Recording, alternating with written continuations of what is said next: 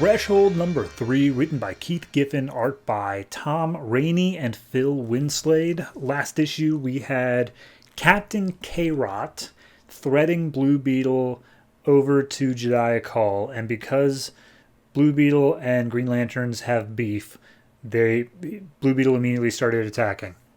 Anyway, none of that really matters. So we open up, as all of these issues have, with some sort of like weird extra thing of the Hunted, where now we're in a chat room of a bunch of people talking about the show. It just kind of recaps what was happening and introduces, at least I think it introduces, this new character named Lonar, who is a god of some sort and is also in the game. But then we cut over to K-Rot and his crew stealing all the guns from this place, as they originally intended to do, as Blue Beetle has been thrown off their trail. And they have this running gag here of, I can't even remember her name. I think it's Sleen, but it's like 50-50 chance there. Sleen is the girl cat, maybe? I don't know. Regardless, she's got beef with K-Rot, constantly saying misogynistic things and tries shooting at him repeatedly. Anyway, Jediah sees this and just be like, K-Rot, I hate you, and I'm going to come back for you. I swear it. So then we get a whole chase scene of him running down through the town.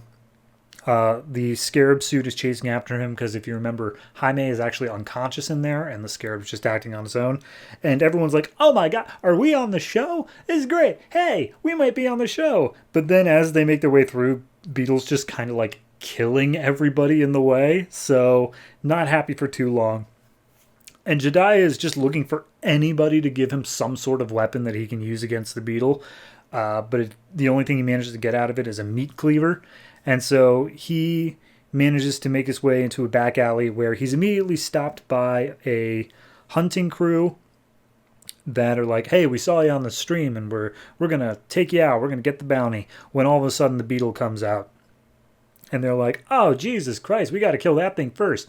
But then they remember the Beetle is still in its first 24 hours, which is the grace period. So they aren't actually able to do anything against it without being thrown into the game themselves. So at that moment, Jediah makes his escape, and Jaime wakes up, and he's like, wait a minute. Last thing I remember, there was a rabbit or something. Like, where am I? What's going on? And they're like, nothing. We're going to go. And they all run off. And Jaime's like, did my suit just, like, move without me? Because that ain't cool if that's the case. And he flies off, and Jediah's like, all right, I got to do something to deal with this. This ain't good for my health. When all of a sudden he's met up by, I can't even remember their names, but they were at the very beginning and were trying to convince him to join this like group thing to stop the Hunted. So basically they say, hey, we saw you. I'm a private detective. We saw you on the stream, and I managed to track down exactly where you are. We can't talk here, though. We got to get you cloaked. And so they provide him a cloaking device that turns him into a redheaded woman, because why not? And they go walking down the street, and they basically explain, like, yeah, here's the deal. We know where your power battery is. We know how to get to it. So maybe you should stick with us. And Jediah's like, tell me more. So then we cut over to K-Rot again. They're loading up a ship with all the weapons and crap they got. And I forgot the name already. Sleen is basically chewing him out for putting them in danger because his egotism is getting in the way and all that stuff. And he's just like, hey, I don't have an ego. I just think I'm really good at everything I do.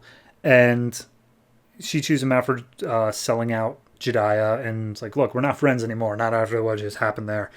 And apparently K-Rot's really pissed off that he lost his leg.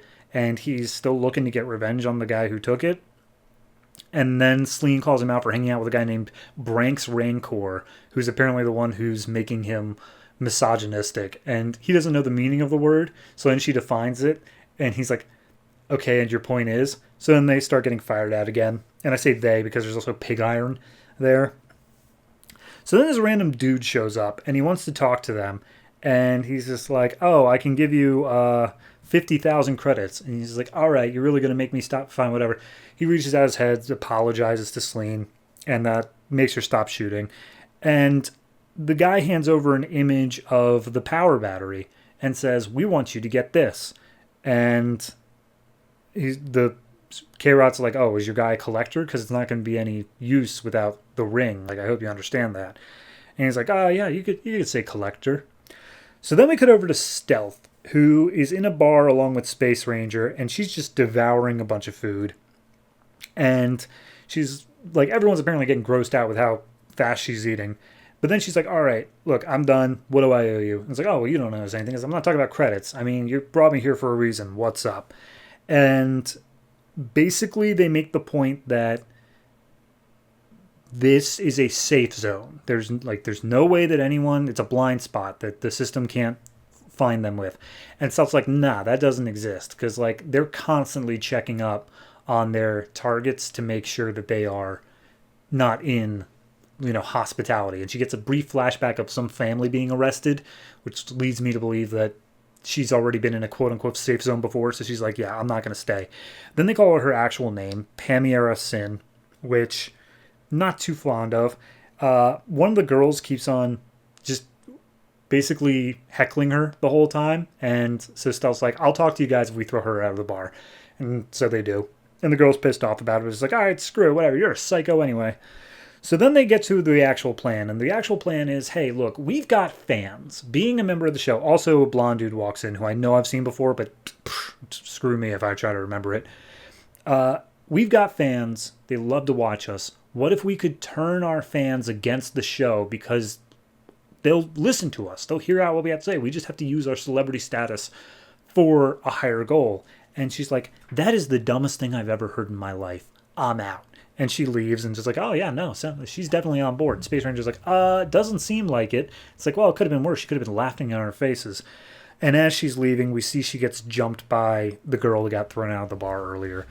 And then we get the last 2 pages here. Jaime's sitting on a roof. He's got his scarab armor a little bit down. And he's like, I don't like the fact that I was piloted when I was unconscious. That makes me really uncomfortable. Also, I'm on a show where I'm being hunted. And then all of a sudden, this dude shows up right next to him. And he's just like, hey, I want to talk to you, but I need you to lower down your armor. And he's like, excuse me, I'm going to keep my armor on because I am a deadly threat with it. And I feel more comfortable with that. And then this guy just immediately disarms him and holds some blades to his throat and be like, I'd rather not kill you if that's okay. And he's like, yeah, no, cool. Armor going down. And it turns out this guy is Lonar, and he wants to talk to him because there's something that they are able to work together on. But yeah, Lonar thinks he's a god. Here's the biggest problem I'm having with this book, and I think I probably said something similar last issue. It's that it's introducing so many characters, so many new things, but it's not spending enough time on any given one of them to make me feel like I'm actually familiar with them. So every time it cuts to a new thing, I'm like, who are these people? What are they doing? Like that blonde guy who walked in. I know I've seen him before. I know for a fact that he's been in this book. I couldn't begin to tell you what his name is or what his overall purpose is in this book. It means nothing to me because there's jumping around too many different plots.